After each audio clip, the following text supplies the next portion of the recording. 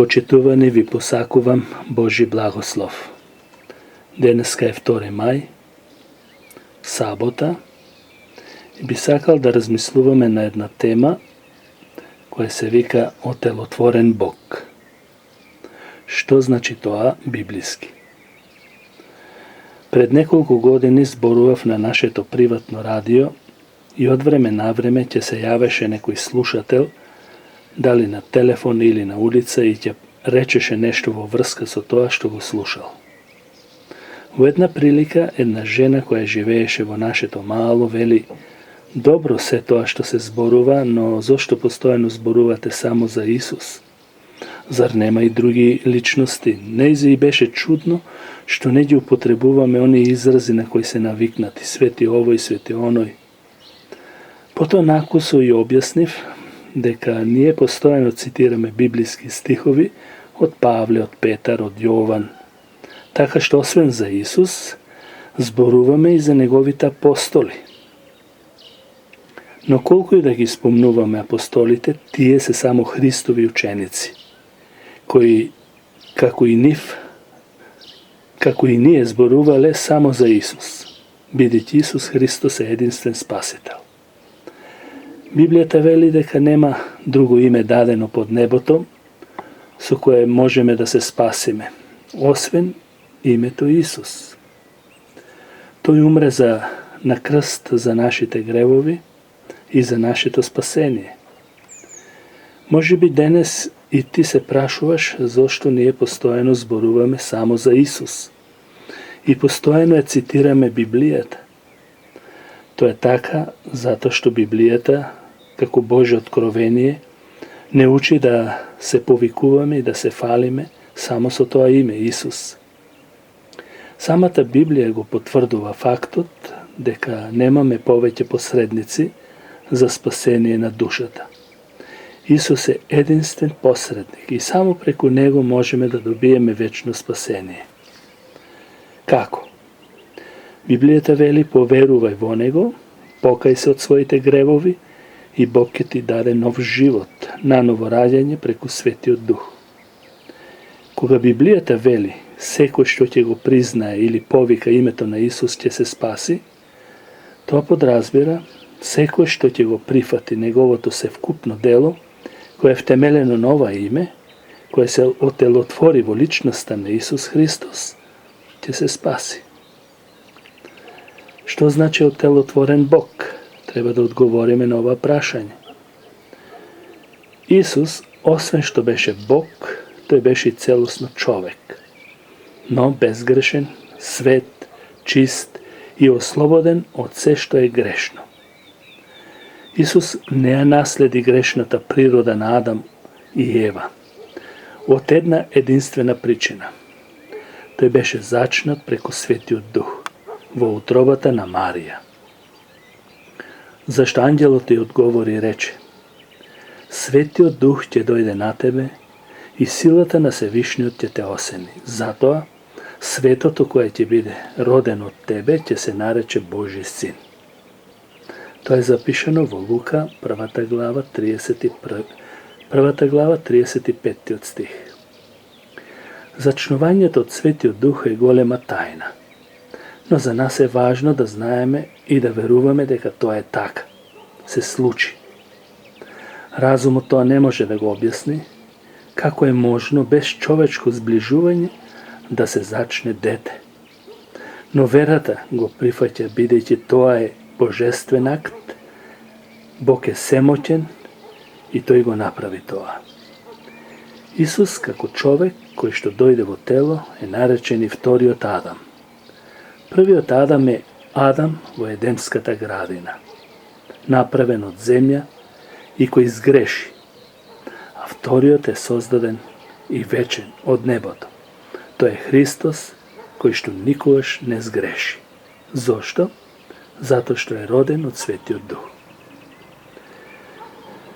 Неговите непријатели во тоа време, кои што ги имаше многу на сите страни, не можеа да најдат грев или вина во него. Тој самиот им рече: кој од вас може да ме обвини за грев? Ако ја зборувам вистината, Зошто не ми верувате? Тоа е запишено во Јован, 8 глава, 46 стих. И Пилат, кога добро ја испита состојбата на обвинувачите, не најде нешто за што заслужува казна, па затоа одлучи да го пушти. Но викот на јудејците надвладеа и Пилат одлучи да биде распнат според нивната волја. Но во Исус немаше вина. Исус рече дека секојаш ја врши волјата на неговиот татко. Оној кој ме прати е со мене и не ме остави сам, зашто секојаш го вршам она што му е угодно. Јован, 8 глава, 29 стих.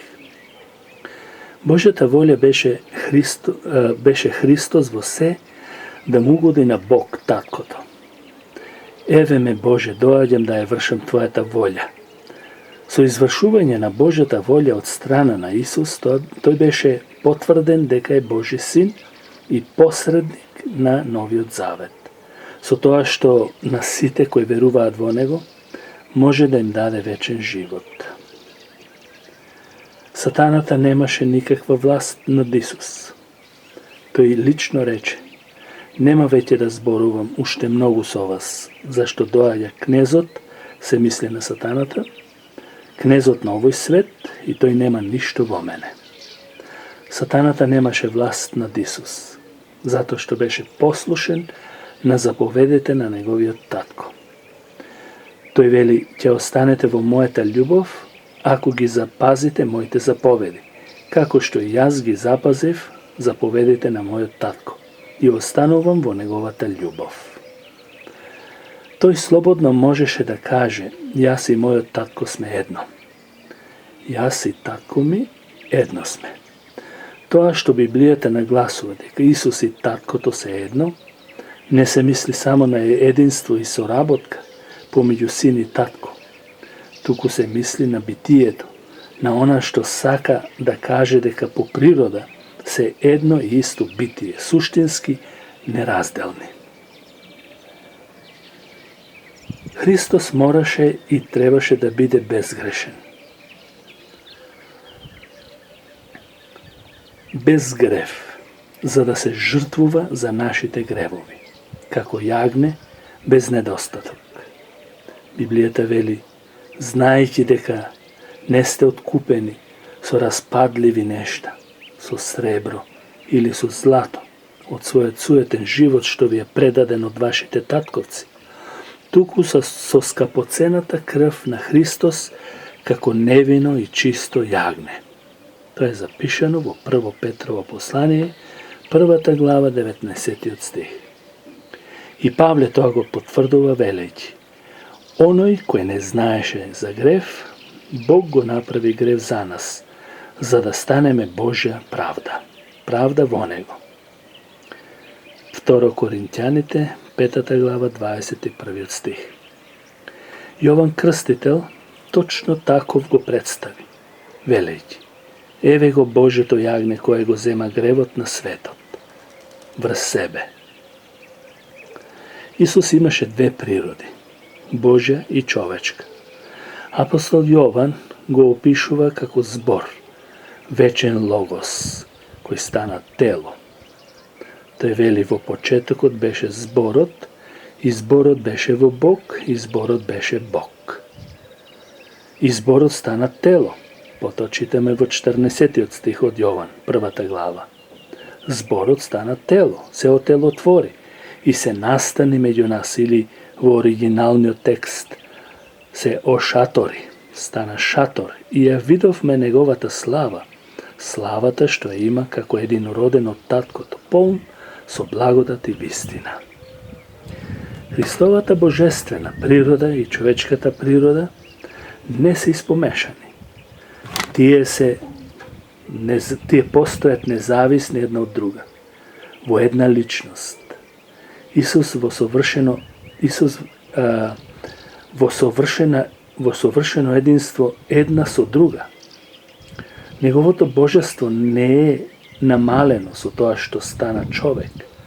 Павле вели: кој иеко е во Божје обличе, Не го сметаше како грабнато тоа што е еднаков со Бог, туку се лиши сами од себе и зеде обличе на слуга, станувајќи сличен со луѓето.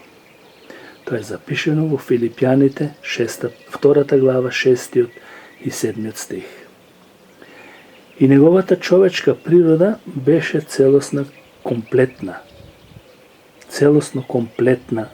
тело, душа и дух, која ја доби преку безгрешното зачнување. Затоа тој беше ветениот од потомството или семето Авраамово и Давидово. Книга на родословот на Исус Христос, син Давидов, син Авраамов. Читаме во Матеј 1 глава, 1 стих. Тој се отелотвори за посебна цел, подредувајќи се во целост на волјата на таткото. Јас те прославив на земјата, го завршив делото што ми го даде да го извршам. Неговата човечка страна е од суштинска важност. Зошто? За да може да ги земе нашите гревови врз себе. Да не беше Исус вистински човек, тој не ќе можеше да умре заради нас и да ја плати казната што требаше ние да ја платиме, прекршувајќи го неговиот свет закон. Затоа требаше во се да стане како своите браќа, за да биде милостив и верен правосвещеник пред Бог, за да изврши помирување за гревовите на луѓето. Тоа е запишено во Евреите, 2 глава, 70 стих. Како второ, тој мораше таков да биде безгрешен, да биде во лик на човек, слуга, подреден на Бог, поради гревот со кој бевме осудени и отуѓени од Бог. Ни требаше токму таков начин на избавување, кој ќе посредува за нас пред Бог. Затоа Павле вели, но го гледаме Исус, кој беше направен само за малку понизок од ангелите, овенчан со слава и чест заради смртното страдање, та по Божјата благодат да ја вкуси смртта за сите нас. Трето, тој е наш вечен првосвещеник, кој како човек се жртвуваше за целото човештво. Требаше да го гледаме само од тад аспект на неговото совршено дело.